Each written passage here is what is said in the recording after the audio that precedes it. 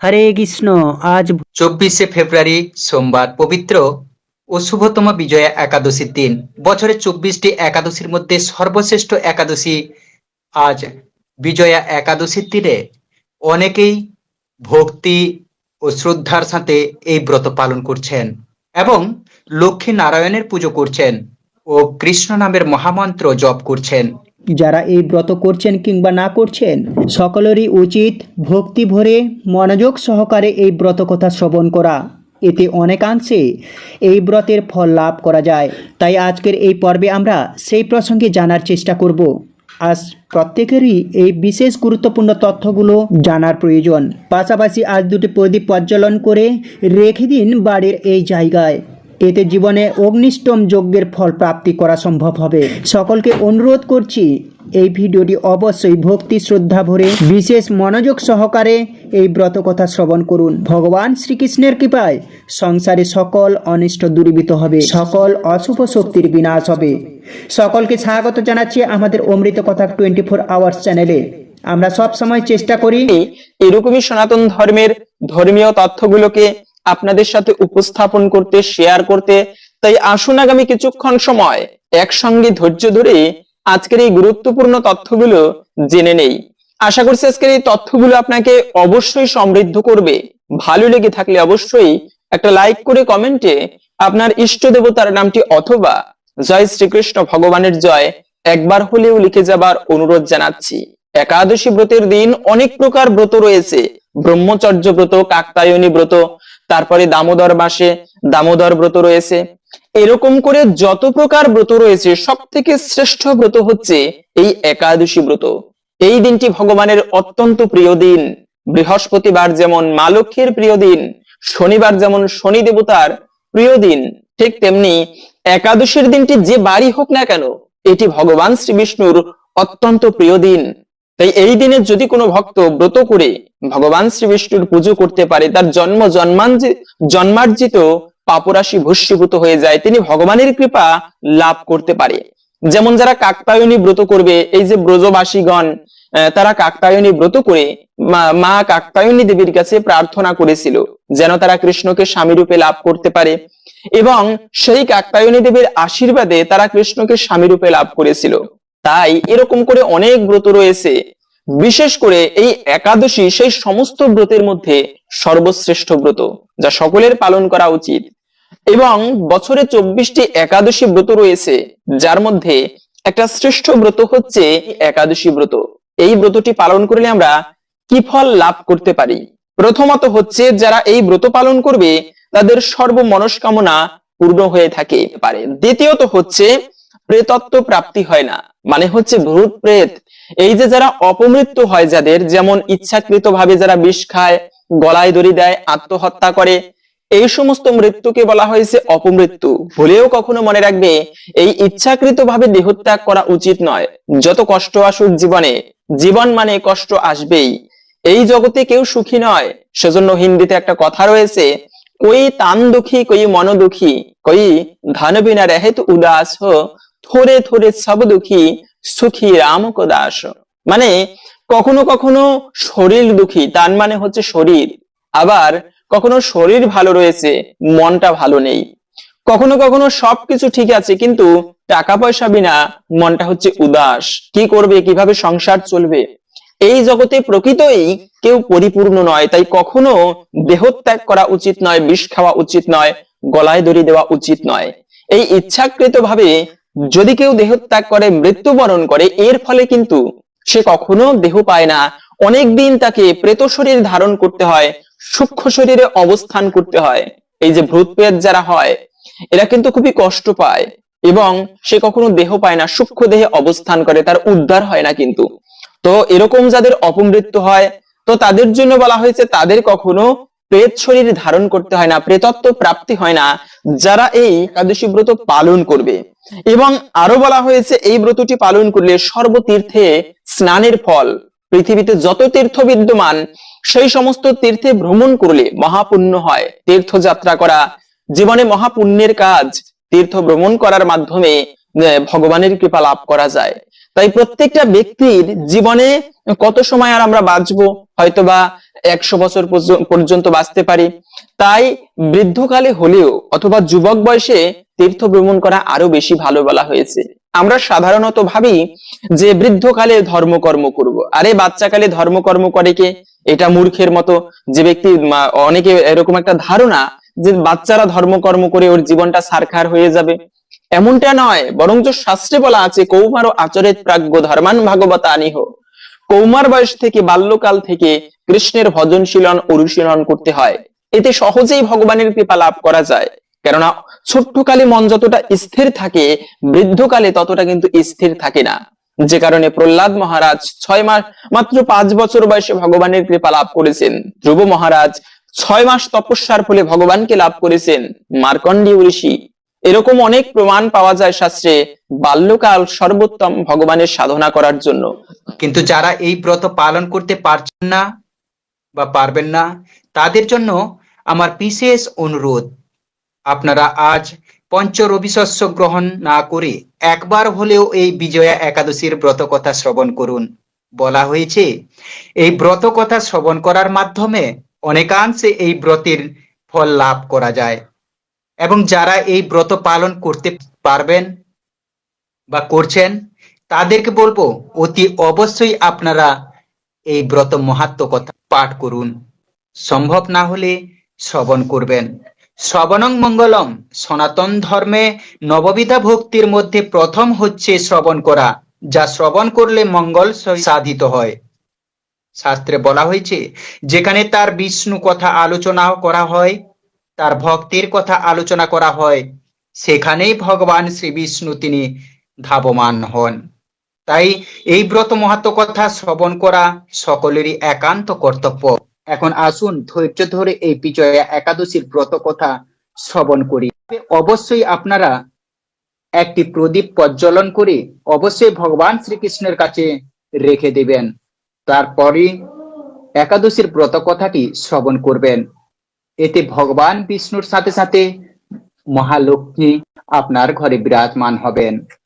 ভগবান চাইলে সব পারে, কিন্তু তথাপিও তার লীলা।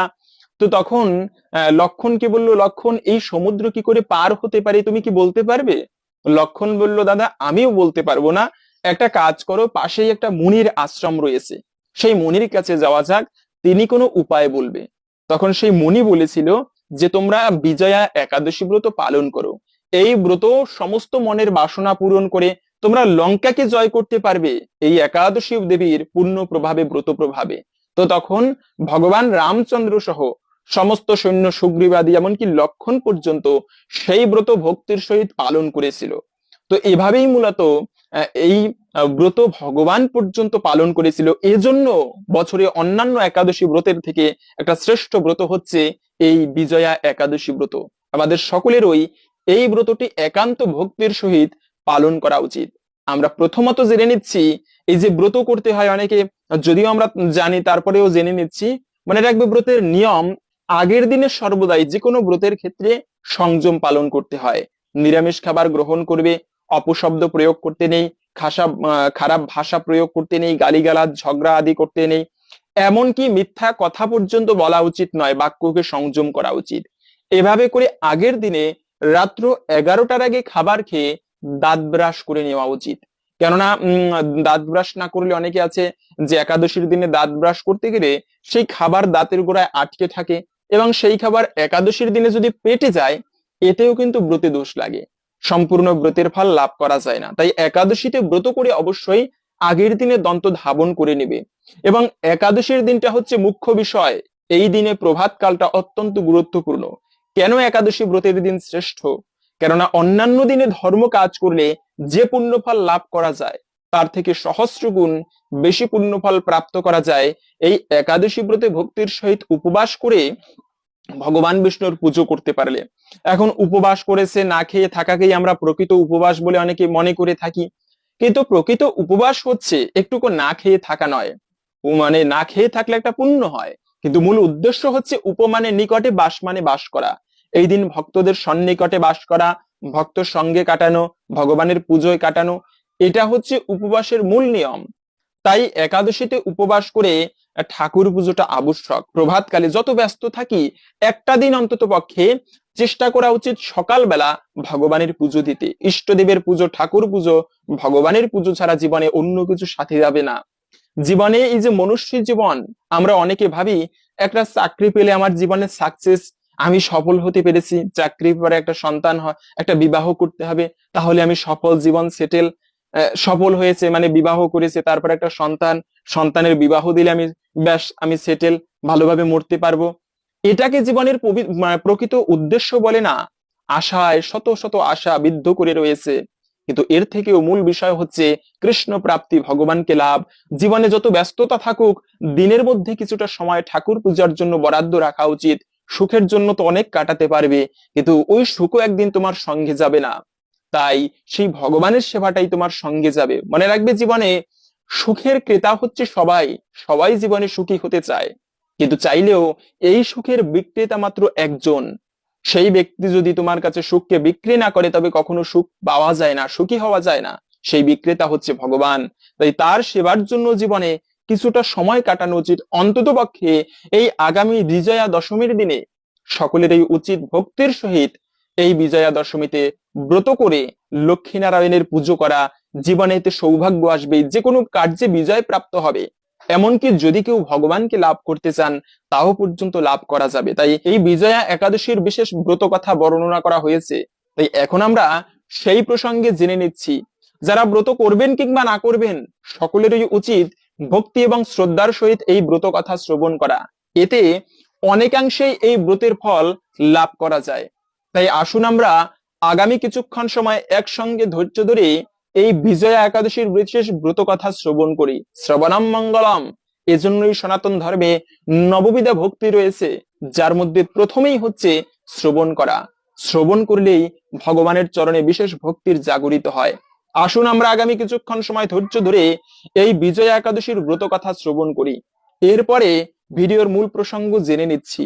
বিজয়া একাদশী, স্কন্দ পুরাণে এই একাদশী মাহাত্ম্য বর্ণিত হয়েছে। মহারাজ যুধিষ্ঠির শ্রীকৃষ্ণকে বললেন, হে বাসুদেব, ফাল্গুন মাসের কৃষ্ণপক্ষের একাদশীর মাহাত্ম্য অনুগ্রহ করে আমাকে বলুন। শ্রীকৃষ্ণ বললেন, হে যুধিষ্ঠির, এই একাদশী বিজয়া নামে পরিচিতা। এই একাদশী সম্পর্কে এক সময় দেবর্ষি নারদ স্বয়ম্ভু ব্রহ্মাকে জিজ্ঞাসা করেছিলেন। তিনি এই প্রসঙ্গে যা বলেছিলেন তা আমি এখন তোমাকে বলছি। এই পবিত্র পাপ বিনাশক ব্রত মানুষকে জয় দান করে বলে বিজয়া নামে প্রসিদ্ধা। পুরাকালের শ্রীরামচন্দ্র 14 বছরের জন্য বনবাসে গিয়েছিলেন। সীতা ও লক্ষণের সঙ্গে তিনি পঞ্চবটি বনে বাস করতেন। এই সময়ে লঙ্কাপতি রাবণ দেবী সীতাকে হরণ করে সীতার অনুসন্ধানে রামচন্দ্র চতুর্দিক ভ্রমণ করতে থাকেন। তখন মৃতপ্রায় জটায়ুরের সাথে তাদের সাক্ষাৎ হয়। জটায়ুর রাবণের সীতাহরণের সমস্ত বৃত্তান্ত রামচন্দ্রকে জানিয়ে মৃত্যুবরণ করে। এরপর সীতা উদ্ধারের জন্য বানররাজ সুগ্রীবের সাথে তিনি বন্ধুত্ব স্থাপন করেন। ভগবান রামচন্দ্রের কৃপায় হনুমান লঙ্কায় গমন করেন। সেখানে অশোক বনে মা সীতা দেবীকে দর্শন করে শ্রী রামচন্দ্র প্রদত্ত অঙ্গুরীয় মানে আংটি তাকে অর্পণ করেন।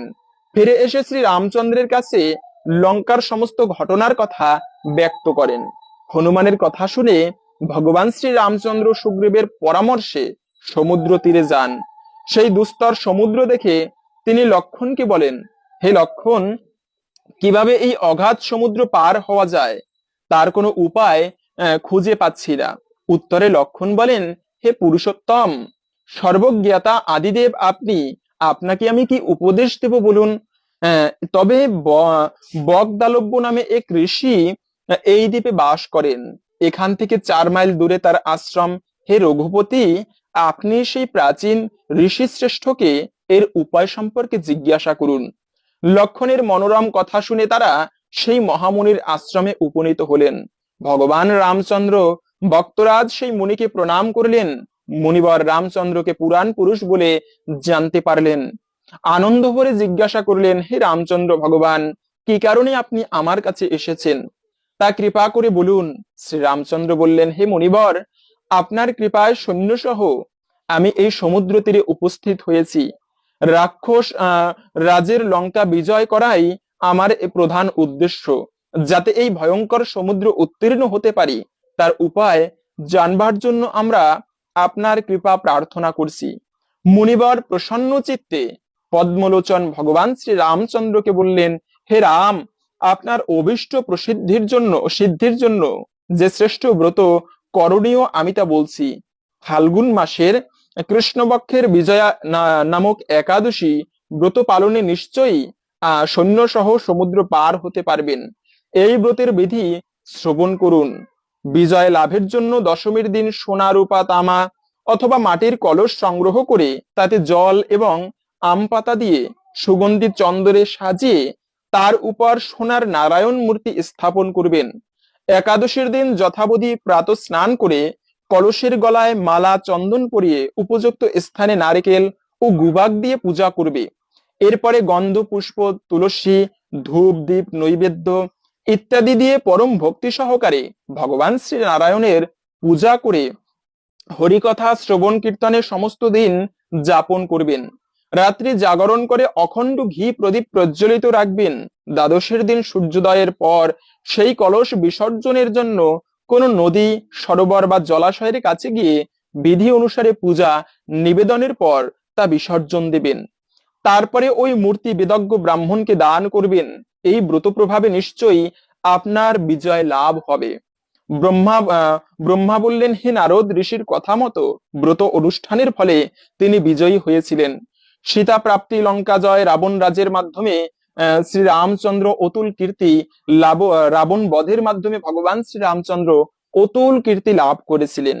তাই যথাবিধি যে মানুষ এই ব্রত পালন করবেন তাদের এ জগতে যশলাভ এবং পর জগতে অক্ষয় সুখ প্রাপ্তি হবে, এটি সুনিশ্চিত।